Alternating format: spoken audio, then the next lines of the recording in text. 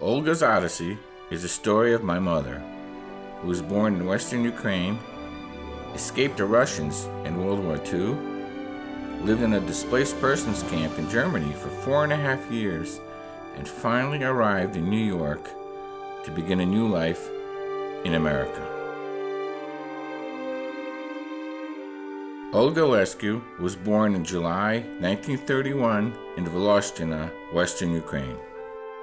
Shown here with her cousin, aunt, and uncle, Olga was the second child of Michael and Maria Leskiw. Her brother Alex was 5 years older. The Leskiws lived on a sugar beet farm owned by the family patriarch and local mayor, Kornel Osadze. The multi-generational family worked the land to support themselves. In the early 30s, western Ukraine was under the occupation of Poland. The Holodomor, also known as the Great Famine, was orchestrated in 1932 and 33 by Joseph Stalin to starve millions of Ukrainians through the confiscation of their food supply. An estimated 7 million Ukrainians died of starvation in the largest genocide of Europe. But Olga and her family were safe, just beyond the reach of Stalin's terror troops. Olga and her family lived on. Your family was too far west, so nothing happened to you. Right, nothing. We were under Polish occupation, but like semi-tribals, but those on the eastern Ukraine. So the famine didn't reach you. Yeah, right? We were next. Yeah. Yes. Right. So you were safe from the famine. You could eat your own. They didn't take your food away. No. Right. No. Having survived the Holodomor, Olga resumed her life on the farm with her brother Alex and cousin, also named Olga. Tragedy struck young Olga when her father Michael was killed in a hunting accident when she was just 3.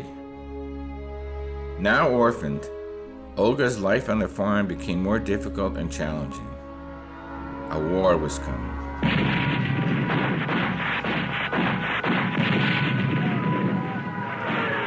In 1938, Germany annexed Austria and would soon invade Poland. In 1939, Germany and Russia signed the Molotov-Ribbentrop Pact, which cleared the way for a full-scale invasion by Germany and Russia that carved up Poland and Ukraine. On 17 September 1939, the Soviet Union invaded Poland from the east, 16 days after Germany invaded Poland from the west. Western Ukraine was now under Soviet occupation. 2 years later, in 1941, the Germans invaded Ukraine in Operation Barbarossa and drove the Russians out. By the time Germans came, we thought that they will give us independence. That didn't happen. They started arresting younger intellectual people. My parents were growing white sugar beets and to make the crystal. And the bookkeeper was a Jewish fellow. When he found out that that's what they're doing, he says, what am I going to do? So the higher hand that worked for us, we had a lot of woods. They went and they built him like a bunker where he lived for a while. And then when the young fellow that worked for us, he says that he's going to the better place. So to this day, I don't know where he went, but maybe he found relatives in different country or something, and I often think of him. Where is he? He's probably dead by now. Was a young lieutenant. He was very nice. And one day he came and he says, Olga is my name. We're losing the war. and it will be time to go back to Germany. I said, but how would I know? He says, I will tell you, but don't tell anybody. There are some good people in the world, even living with the bad one. And then one day, he always, because I knew already, because when we were occupied by Germany, we took German language. And he says to leave the house. In other words, and maybe first or second day, I noticed they were all packing, that German stab headquarters, and they all left. All of Ukraine will be... No, the entire Ukraine will be Russian. So such was the news. And that's the time when we packed our horses and villages and everything we had and we could pack. We packed and went west. We said something over there must be better. So that's how we landed in those displaced persons. We call them the PIP camps, and that is displaced persons camp. And long time, Americans and French and English came and tried to recruit us to go back home. But they say, if you would go and be under them, you would not stay there.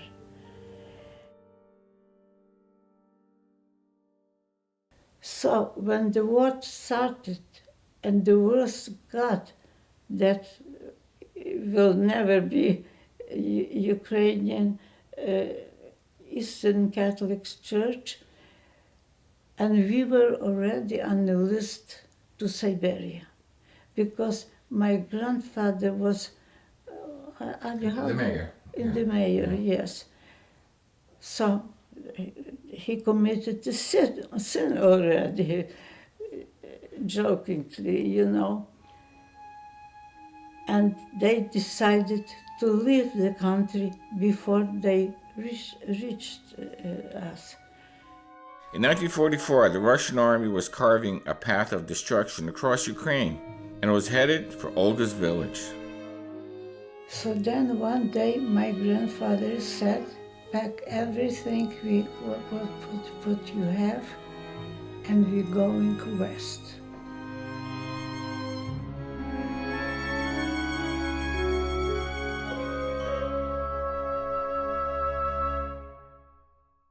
And that's my life as a young person and in displaced person started. And I must say that as a kid in that camp, we created, each nationality created like it is their own country. I was Ukrainian, they were Lithuanians, but we were most grateful. United Nations people, yes, foundation people, never forgot how good they were to keep us, to feed us. And I don't even know that in that life, we truly appreciated like kid. We thought, oh well, it will be somehow, or maybe we still even will go home. But that didn't happen. In July of 1944, barely escaping the Russians, the Ossadza family packed up their belongings and rode west by horse and carriage through Poland and Slovakia before finally reaching Germany at the end of the war in 1945.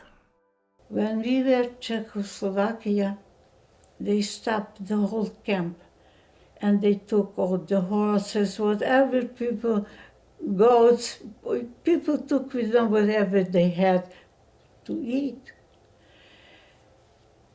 And oh, they put us, and how do you call those trains that you... Freight train. Yes. And you know how many people, the train would stop. They say, we stopped for a while. People had young children, babies. They went, I think it was in Hungary, they jumped from the train and took whatever they could find in the ground to feed their family. The train started to go. Later there were theater was made about this. They were holding this either apples or caboons or the train is going. The wife and the children are on the train and I am with the caboon, you know. So a lot of people were lost, but some of them directed, those big directors, and said, my husband or my wife was on the other train. Some of them got together, some were killed, some never got together. The bombs were coming, and people were confused. We used to go like in ditches, you know, and that poor dog didn't know what to do. He didn't hit the bombs, and he was killed. So sometimes I don't even want to think about it, but sometimes if I cannot sleep, then I think of those times that God was good for us, that although it was bad sometimes, many times, but He still was good to make us safe until help came. When World War II ended, there were 2 million Ukrainian refugees in Germany. About 90% of them went back to Ukraine, many voluntarily, while others were forced to, due to the Yalta Agreement of 1945.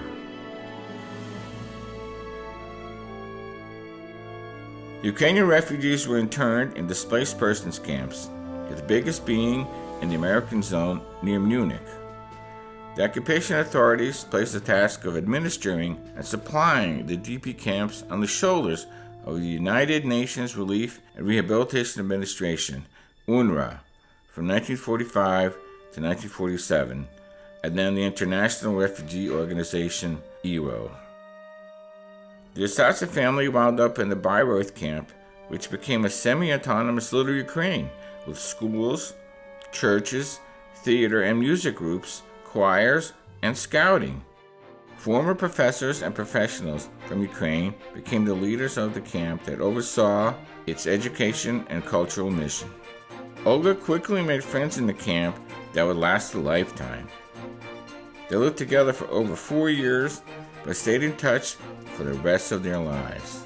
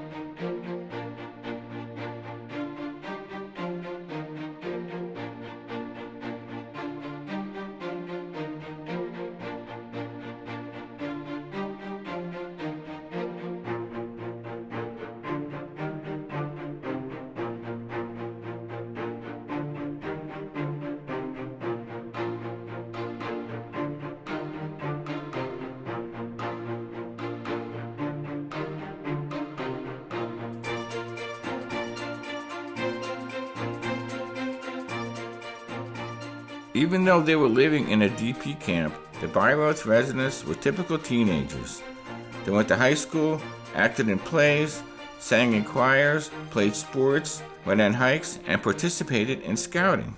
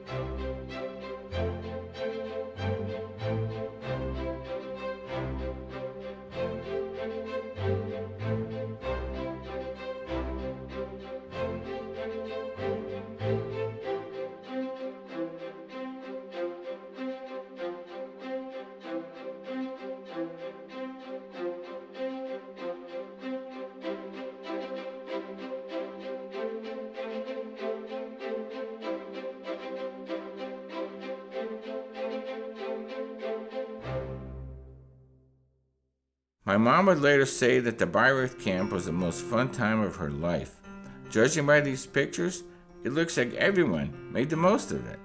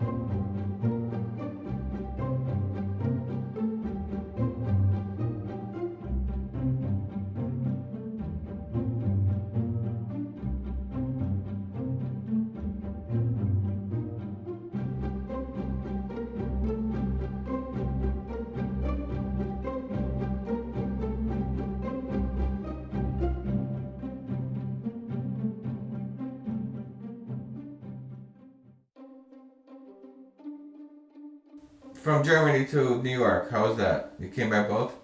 By boat, yes. Was that about a week, or was it what kind of a boat? Was I it? think it was 10 days. They were slow boats then, they were not like now. But they were all nationalities. You felt like in the displaced person again.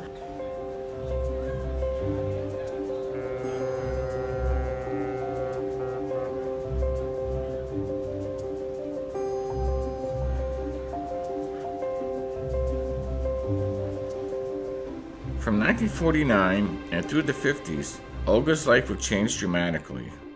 Arriving in New York in 1949, Olga's family rented a small apartment in the Lower East Side of Manhattan. We had one house downtown New York. It was one room, a kitchen. Another room, maybe like that, it was a bedroom. Bathroom was in the hall. We had to share. America wasn't so educated at that time. Olga got married in July 1951 to Jerry Horodecky at St. George Ukrainian Church on 7th Street. A few years later, they moved out of Manhattan and settled into a two-family house in Ridgewood, Queens, with Olga's brother, Alex. But later, we bought a two-family house, dilapidated, but it was our house. We took the mortgage, of course, and we stayed there 10 years, and then we finally bought two-family house with my brother. He was 6 years older than me. but that was our house. In 1957, their son Adrian was born, followed in 1958 by their daughter, Irene. Jerry worked during the day and at night continued his studies at St. John's University, eventually earning his BA in chemical engineering. Life wasn't easy. Everyone worked, including Grandma, but the hard work paid off. Olga continued her job at General Fire and Casualty Insurance, while Jerry worked as a chemical engineer. The friendships that were made at the Bayreuth DP camp in the 1940s continued in America through the 1950s. Ukraine became transplanted into America, with New York becoming the hub.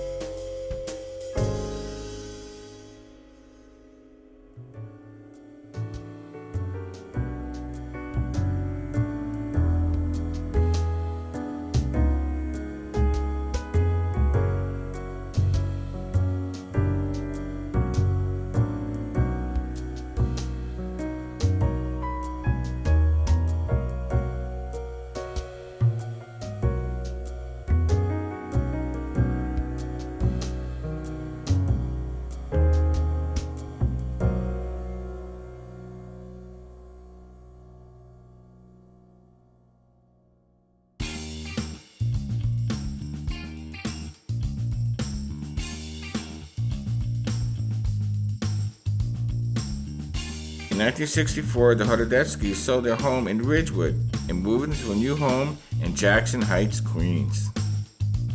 Both continued working, Olga at the insurance company and Jerry as a chemical engineer. My mom, sister, and I took the subways. Mom went to work while my sister and I attended St. George School in Manhattan.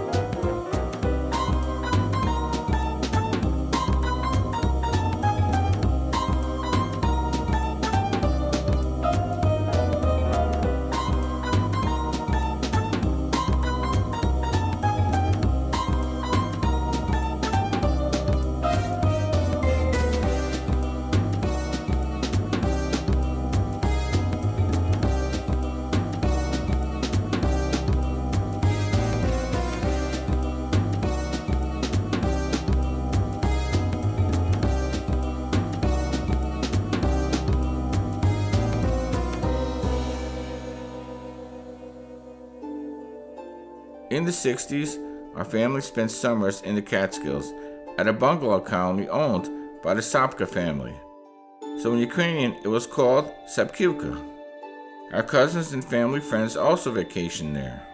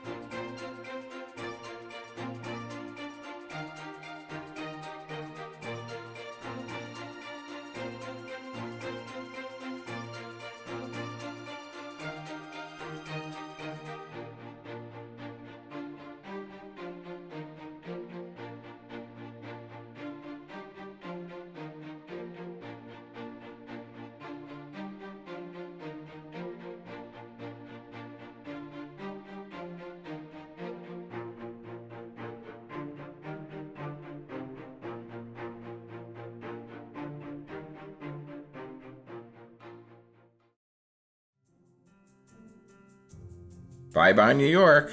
Hello, New Jersey. Our family leaves Jackson Heights, Queens behind and moves to Kendall Park, New Jersey. Dad got a job in central New Jersey, and our family never looked back. Mom had to quit her insurance company job, but soon found work at Rutgers University, where she worked for 23 years till her retirement. My sister and I finished elementary school and graduated from South Brunswick High School and Rutgers University. Mom continued to stay in touch with all her Bayreuth buddies and annual reunions at a Ukrainian resort in the Catskills.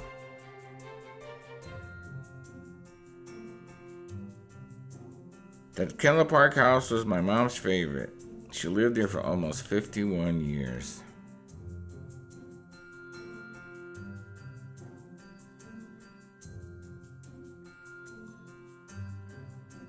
My sister got a job in New York and moved back. I moved to South Jersey, and Mom and Dad had the house to themselves. Our family stayed in touch with each other throughout the 80s, and Mom kept in touch with her Bayreuth classmates.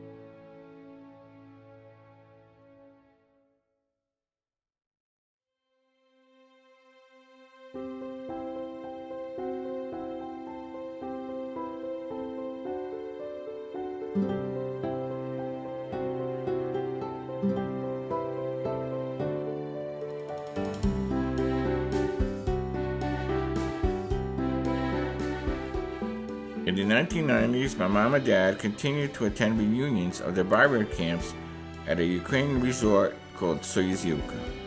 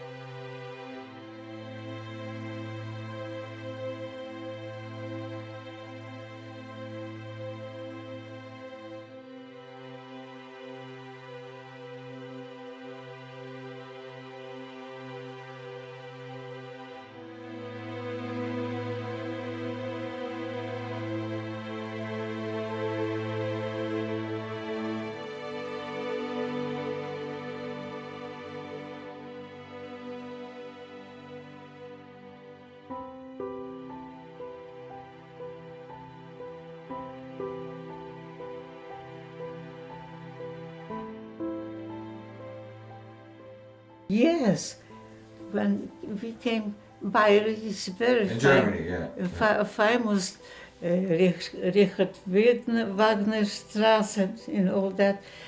And every year we had good time there because we were young. My brother sometimes says because we were stupid. And every year when we went to the United States, we had our anniversary like a commercial, and we all came and we talked. And such camps, I think it was about 10. Oh, those DP camps? Yeah, there's a lot of camps. Yeah. Yes. But when we always, convention was once a year in the fall. At Telligys, At Telligys, Ukrainian retreat. the Catskills. Yes, and my son says, Mama, how come you go there and talk about the same things? And we still do, you know. Maybe because it's a satisfaction that we escaped. We left that horrible thing.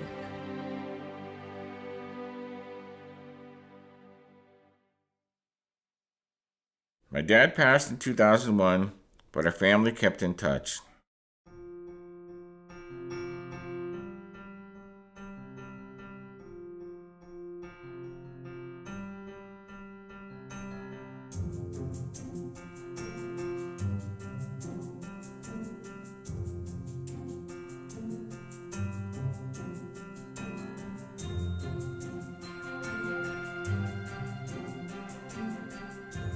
My mom stayed active in the Nativity of the Blessed Virgin Mary Church and the Ukrainian Women's League, both in New Brunswick.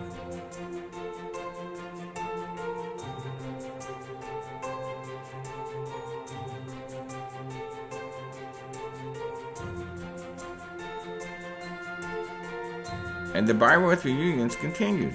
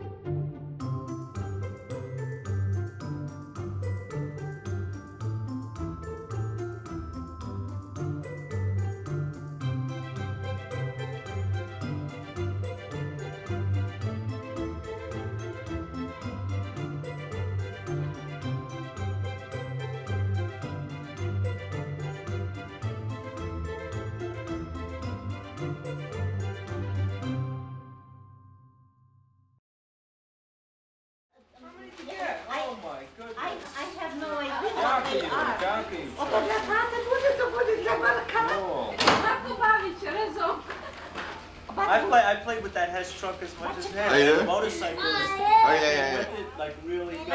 Yeah. Okay, doctor will help you. Go ahead.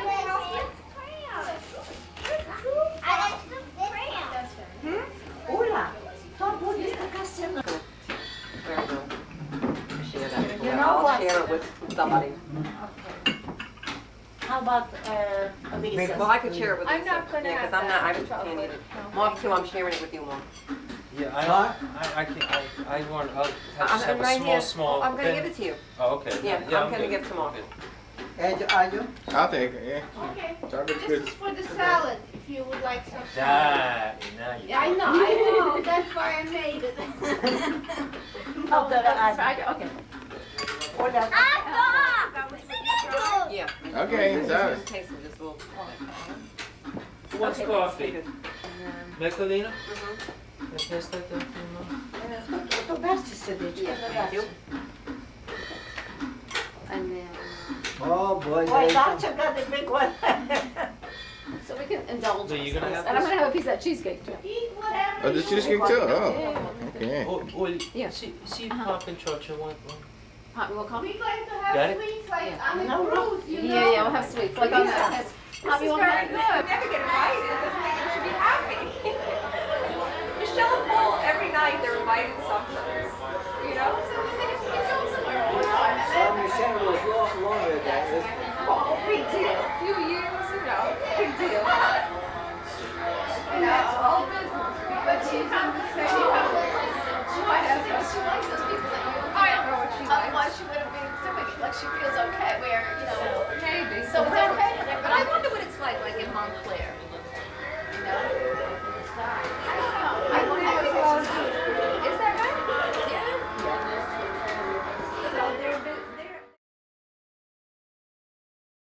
So thank you for listening to Adrian to do this piece of Baika, that means fairy tale. Fairy tale.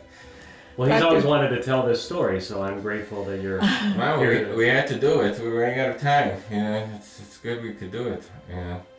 Okay, thank you all, Thank you. young men, for making him. What do you have to say to Putin? Oh, Yeah. Well, at least the Russians didn't get you, right? yes. What was the, I know Ukraine and Russia have always been at odds, but what was the biggest fear about the Russians? Why did you fear being under Russian domination so much back then? Taken to Siberia. Okay, so they would not leave you in peace. They would No, actually oh take. no. Yeah, they took half of the family to Siberia. Yeah. Right. Absolutely. We knew we were next, you know. But so many people were separated and there was no way to combine together, you know. So now you listen to my biker, that means to my fairy tale. But it's the truth. And I'm glad that you came and you did that, you know. My children sometimes, he and my daughter, how do you know so many people? How this and that? I say that's a long story to tell, you. But we told them a lot of things, you know, what happened to us. We were young, but I think we were strong, because so many years later, we still remember that if we have a chance, we talk about it. That there is worse than what it is now in America. Well, that's good that you escaped. Yeah. Yes. Our whole family, the 13 escaped. Some died with the 13. Yeah, those two priests, you Yeah. know, and those that were in the prison. But not only my family, all family that lived at the time. But I did appreciate both of you, that you came Say out. this one. Скажи слава Украине. Oh, so I'll say Slava Ukraini. Героям слава. Heroyam Slava. That's glory to Ukraine, glory to heroes.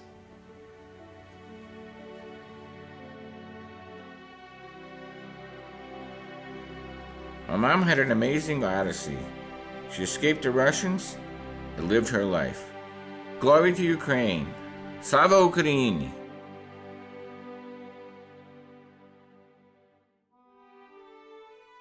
Because, you know, a lot of people didn't have the children, so they could tell others, you know, how it was, what it was. And like the priest, because he didn't want to go, and the priest, Orthodox, out you go to Siberia. Well, nice having such nice young men, but It's our pleasure. Thank you for your to time. set a fairy tale, but it's a true fairy. My upbringing does not compare whatsoever. Yes. I was born in Southern California, and moving to Florida was about as traumatic as I could get. So nothing compares to your story. Yes. For sure. Well, thank you so much for your time. Good for you. I'm glad that your life was better Well, than me. yes. Yeah. And you too.